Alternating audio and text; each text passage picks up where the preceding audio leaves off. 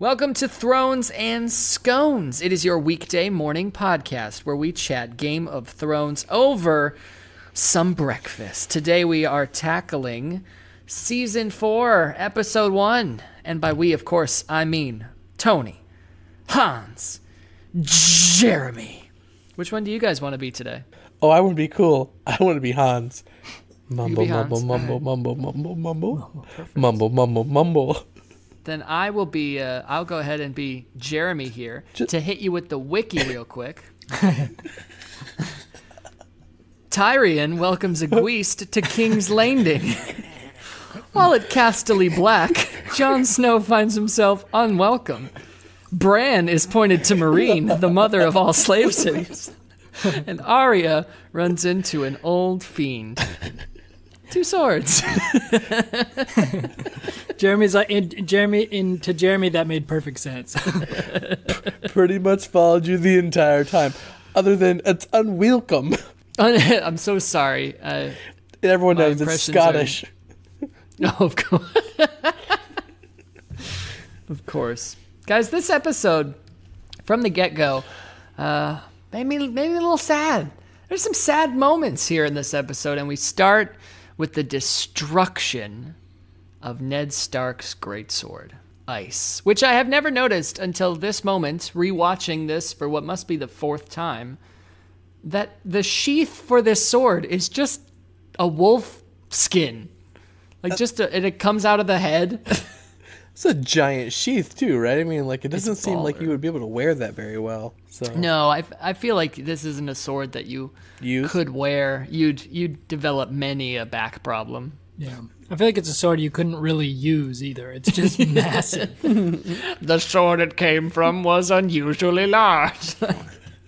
Tywin did have a point there. Yes, so we learn here, if you haven't been listening to the show, and we spoiled this like 6 episodes back, Valyrian steel can be reforged, and we see that happen here, spawning 2 swords, which will come to be Oathkeeper and Widow's Wail.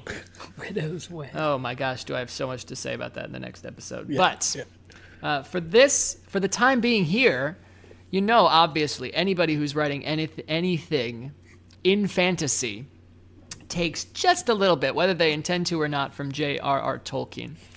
And I'm wondering, as we've done so much speculating going forward here in these last few episodes, I wonder if there's a Lord of the Rings connection in this, because we see, of course, the sword being very pivotal to Aragorn's rise in Lord of the Rings. He has to reforge the blade, get his army, etc. I don't know if you guys are familiar with the story.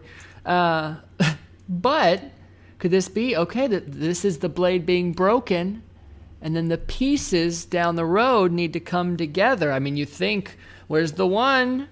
It's with Brienne at the end of, season 7. Where's the other one? It's with Jaime, and he's headed north, where Brienne is.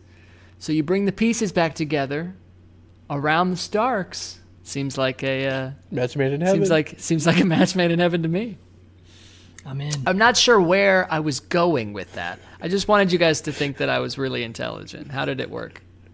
Yeah, you closed that loop effortlessly. Thank you so much. Tell me about this episode, guys. What'd you like? What'd you wish was so much better? Best part for me, two scenes. Arya and the Hound, when they're at the inn, getting those sweet chickens. Actually, it's the Hound's kind of like part where he's talking with one of the Lannister. I can't think of his name. Is it Oliver or Polliver? Polliver, yeah. With Polliver, they're kind of back and forth there. He's supposed to always come off as like very simple, very short and abbreviated, but he's very witty in that time, and I really enjoyed it. And he's like, I'm thirsty when you talk. You're a talker. I love that line. He's like just when Arya reaches back to grab the sword, and like that delay of like she's gonna fucking whip this thing out. It's gonna be a badass scene. It was just too cool. And then she gets the needle back. The whole death of Polliver with the whole little to clean my teeth or whatever.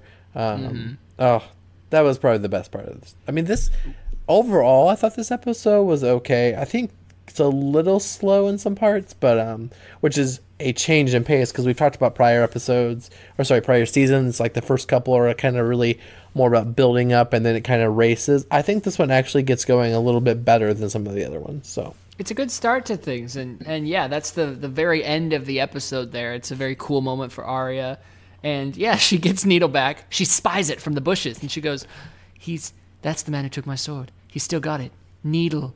And he goes, "Of course you'd name your sword." She said, "Lots of people name their sword. It's a cool Lots thing." of cunts. Might be the best quote of the. Yeah, I don't know if witty is the right term for any of the Hound's dialogue, but yeah, it's good. My favorite part, to just jump right in, Prince Oberyn, baby. Yeah. Hell yeah, that's my second. Yeah, so good. I literally just wrote fave next to that and the Hound thing, and I was just going to do whichever one you guys didn't talk about. But yeah, it's an incredible moment. That's kind of more toward the beginning of the episode, and this is maybe the best character introduction in the show thus far. I mean, we get introduced to this character who we literally know nothing about. Mm-hmm. The only thing we've heard about Dorne thus far is, they sent Myrcella there, but we didn't know this character existed. He hasn't been mentioned or brought up or anything. And so they took him from obscurity to being this badass in like 4 minutes. And I was along for that ride from him just trying to fuck anything that moved to him stabbing the wrist of that Lannister guy. That was sweet. Oh, Oberyn is a baller. And then of course, he gets in the conversation kind of outside. He gets on his toilet for just a huge exposition dump. Massive.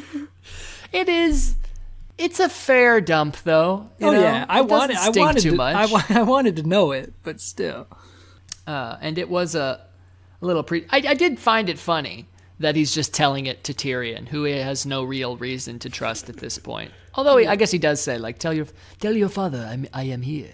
I am I can't do his beautiful, beautiful accent. Can't do Dornish. Well, I like how Tyrion takes him out, and he's like, "Can I have a moment to talk to you?" And then he walks out and says like 6 words, and then he gets that entire conversation. He really does. Yeah, it's like, let's go out here so you can talk to me. Yeah. So so we meet Oberyn in this episode. We meet his paramour, which is a great word for mistress. Ilaria Sand, and we get a couple other character introductions in this episode as well. We meet Dario version 2, who I like a lot better already. Oh, yeah. A lot better. Again, didn't think Dario version 1 was bad, but this guy's like a character that I can like get behind. I'm interested in seeing what he does, and yeah. Dario 1.0 always had just a little bit of subtle creepiness. Even when the things he was saying was normal, there was just a little weirdness about him. Like I said, he was fine. I think if we didn't have 2.0, I probably still would have liked the character, but I do like this one a lot better. My only qualm with that opening scene in Essos is I feel like Grey Worm, who is the leader of these unwaveringly obedient men, well, eunuchs, the second Daenerys is there, he would stop playing that game. Yeah, like he would rise for his queen. My queen. Yeah, exactly. Yeah, which didn't happen. I feel like if you're going to drive out emotions and pain from these people, you're going to like remove ego. Like that's the first thing to go. Right.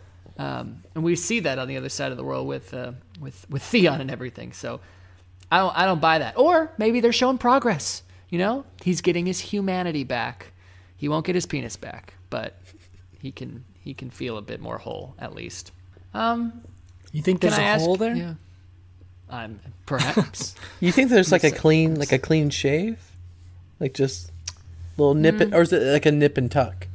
Like I bet you they don't nip much or tuck much. It's this is a brutal. They say only 1 in 4 boys survives the Unsullied process, and we're meant to assume that means the training is very hard, but maybe that's just infection. Maybe just one thing. What's the training like? Oh, the training's cakewalk, dude. It's just a mile run. That's all you gotta do. But you gotta do it after we cut off your balls and beat it. Exactly. Hot knife and hope for the best. I I do have a couple of quick notes about the episode. One, which is a question. If I'm not mistaken, we did the math and established that Cersei was 34, I think, because she was 19 when she became queen, and at one point they say, like, blah, blah, blah, blah, blah, at the beginning of the series, something, 15 years. So, since Robert's Rebellion. So, 19 plus 15, for the math majors out there, 34, right? 76. Okay. It's either 34 or 76.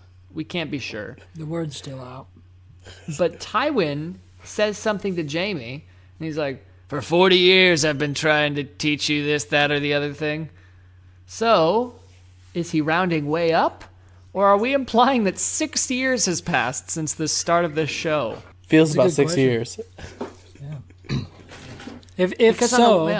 If so, that makes Karth even worse.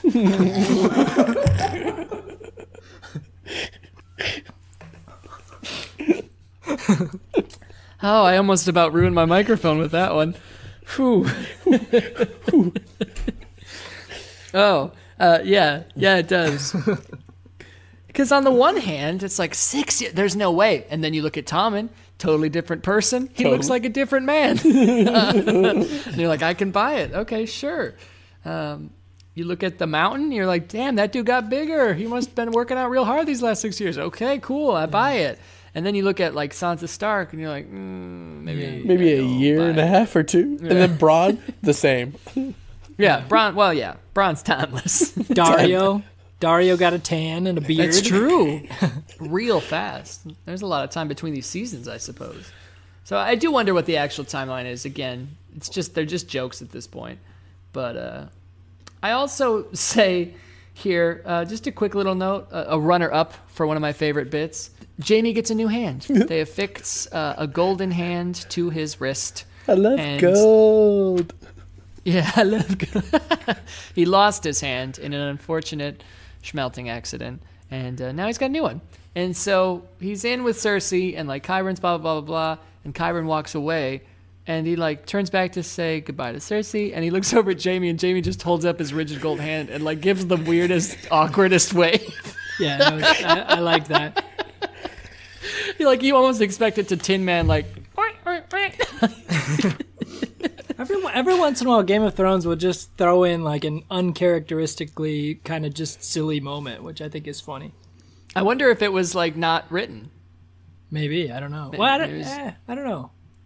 Well, hard to say because the camera angle was like perfect, right? I mean, they obviously wanted you to focus on Jaime. But the shape of the hand is really kind of useless, other than just waving.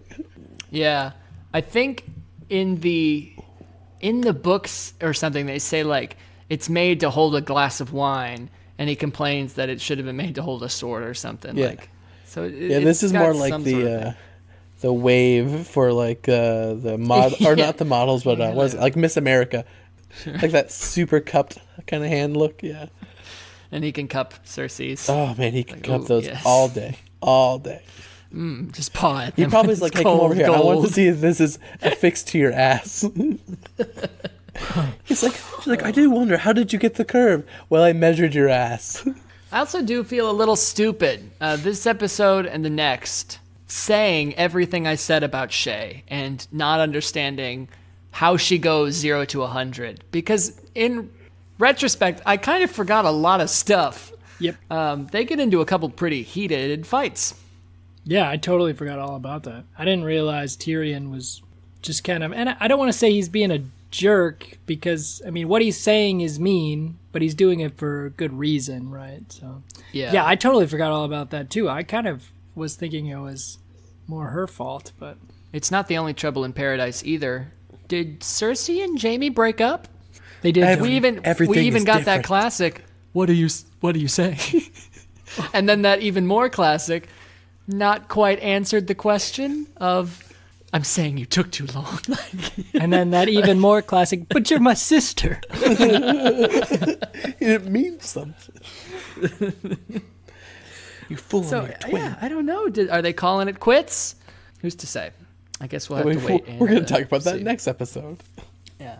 But as far as like little nitpicky things, my least favorite part of the episode was just a quick little moment with Sansa and Sir Dantos in the Godswood, which the moment itself I thought was fine, but leading up to it in this fucking Blair Witch style cam, it's kind of creepy. where they're just it's like Sansa walking in normal Game of Thrones, and she looks creepy, and then behind it, like Russ, like demon chanting, like as it gets closer and closer, and then all of a sudden, hello, it's me, Sir Dantos. I'm the King's Fool. You saved my life. Have this necklace. It is. I get the misdirect, but it was a bit much. Yeah, no, I agree. Ridiculous. And then I can't remember because this is the first time he's back since that moment, right? I think so. At least, yeah. I don't remember him in any of the other episodes. I think it's super just like, oh, we haven't spoken. Here's my family's necklace. Wear it. Yeah. Super lucky that she wears it at this upcoming wedding, too, because he never said that. Yeah, exactly. Make sure you wear it at the wedding. Wink. Wink. Wink. What do you think of the North? What do you think of the whole with Egret and the introduction of the Thenns? The Thenns, yeah. That was a little forced. Feels like it. It's like you can tell from moment one when he starts alluding to what they're eating. Like you're like, okay, I get it, it's human. Yeah. And he goes on for like 6 minutes, and then it pans down to an arm on the fire, and you're like, ooh, I didn't see that coming. Yeah, that was ridiculous. And why would you take perfectly good food and take it off of that's cooked? Like, oh damn it, we just caught that, son of a. That's true. There's plenty of room. What's that guy's name?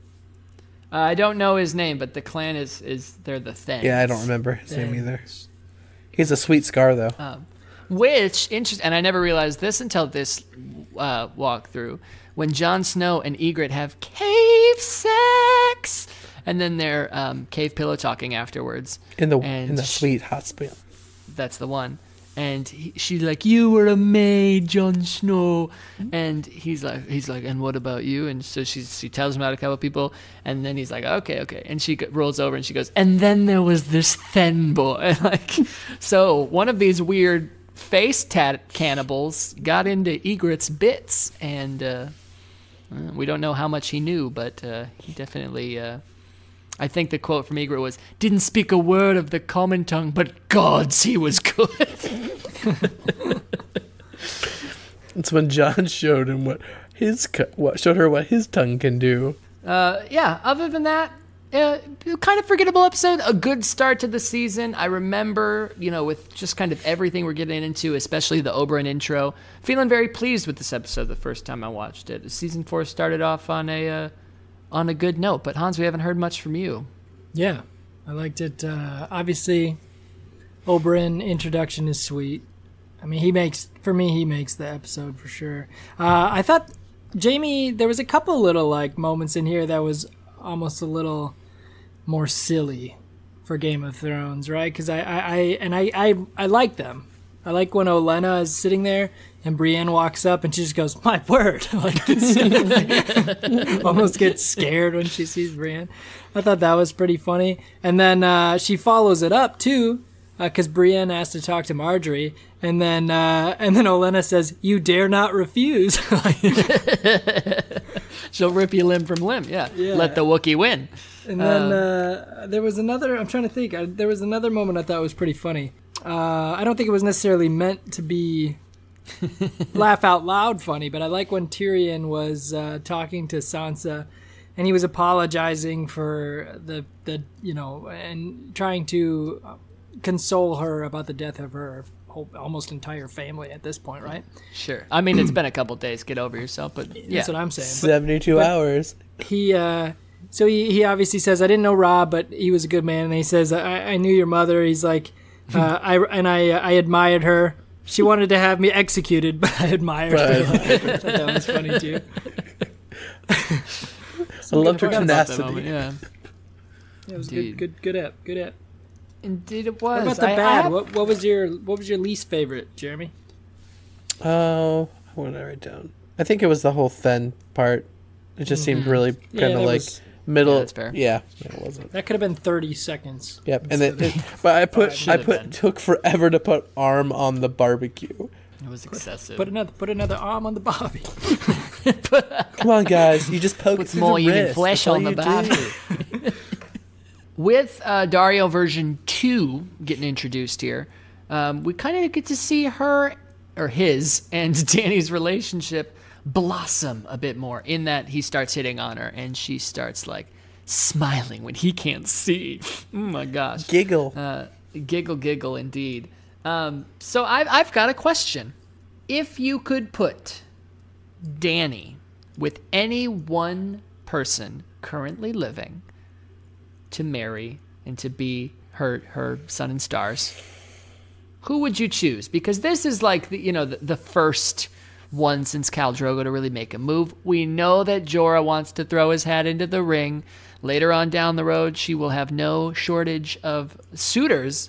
So I'm wondering, as we currently stand, who would you like to see, just personally, with Daenerys Stormborn of the House Targaryen, first of her name, rightful queen of the Andals and the First Men, breaker of chains and mother of dragons, Khaleesi of the Great Grass Sea.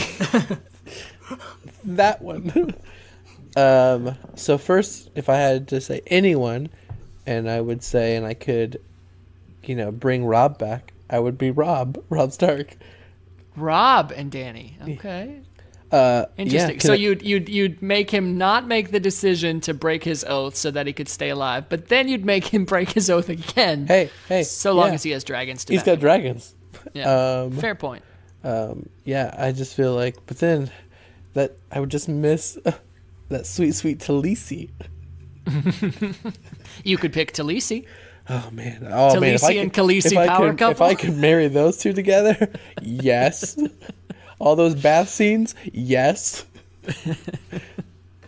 Yeah, Hans? that's a good answer for me. Actually, I'm gonna go with that. Oh, Or Brienne. Oh my God, Brienne and her. Oh. that's a good question. My first gut reaction. My first gut reaction was like, "Oh, Jaime to get him away from Cersei," and then I was like, "Well, that might be a little awkward since he did kill her father." But she readily admits down the line that her father was kind of a scumbag. Yeah, It still might be a bit of a hard to wedge. get over that one, I think. Sure. If we've learned anything from Tyrion and Sansa's marriage, it's that at the very least there's conflict when your family is partially responsible for the genocide of the other's family. Yeah. I like that. I think that I would pick. I am not a Dany Jon Snow shipper. Definitely. I know a lot of people are. It's not my thing. I think of the people living. Yeah, it's too easy. It's too easy for sure. Of the people currently living, I would probably put her with Dario. Let her have a little bit of happiness. He doesn't seem like he wants much. I'm okay with it. He wants to kill and have sex. I mean, is there much more? So, or maybe she just give me that fan fiction of Dany just falling in love with one of her dragon children, and let's see where that story takes us. Or the best marriage that we haven't mentioned. I mean, sadly, Joffrey's no longer an option. Tyrion. Hey, at this point, he is. Yeah, he's still alive now. Oh, Spoilers. spoilers. Tyrion. I mean, that would have been a good marriage. Me. He's so. He has the brains. He has the thought process. She has her pet dragons. It'd be a great connection. He could ride one. That's gotta feel so bad. She's accomplished an awful lot, but it's just like, she's got her dragons. I mean, she not a can't lot You of can't define a woman people. by what she has, Jeremy. She's so much more than that. I'm so much more You than pig. these 3 dragons, which is why I have everything in the show. Cool. Not a lot of eligible bachelors right now. It's true. It's true. Gendry. Yeah, you could put her with Gendry. Could put her with Bronn. Could put her with Oh, who's Reek. Reek? Ramsay needs a lady. Sure. I mean, we'll see in the next episode what happens when you make his current girlfriend jealous. Who's Tyrion's squire? Podrick. Yeah, we Sure. know what he's got below. That's true. He could could satisfy please her. Dany for days. Yeah, one night with Podrick, and then she's like, I don't really feel like the throne anymore. I'm good. I have rather the sit on greatest this sword dick. ever made. It just seems like a lot of work.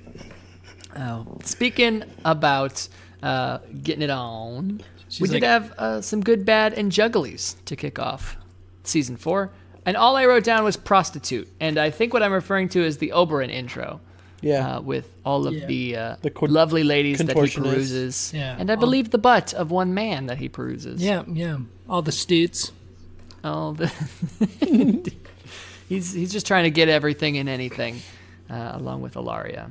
But that was pretty much for that episode. Unless you guys have some more shit. There was one other moment that I did like. Again, Joffrey being a little bit of a dick, but this one was kind of funny when he gets out the Book of Brothers and he's like looking at Jaime's page and he says, "Oh, someone forgot to write down all your great deeds." Fuck. Burn. Got him. You can tell he's such a little bitch, but it's entertaining sometimes. It's just like the you gotta wonder. I think it's been implied, like he's kind of confronted his mother slyly about it before. Do you think that Joffrey thinks Jaime's his dad? No, No. I don't think so. We do find out that, like, later on down the road, that Myrcella does know. I don't know. Joffrey was so broken up by the true King Baratheon. It's a good point. We keep coming back to that. Maybe the ultimate character flaw. Daddy. Oh. I miss you. I don't think that I even mentioned it at the beginning of the episode, and I apologize for my dereliction of duty. But today, we had a tomato basil scone. And Hans is the one munching down on that tastiness. What you feeling, Hans? It's good. I'm really glad to hear that. You should write a book. That is his book. It's good. If you would like to see more scones, hear more things, and of course follow all the Thrones action, you can find us at thronesandscones.com, Thrones and Scones on any of the old social medias, and you can of course catch us tomorrow as we tackle Season 4, Episode 2. And we always ask, you down with GOT? Yeah, you know me.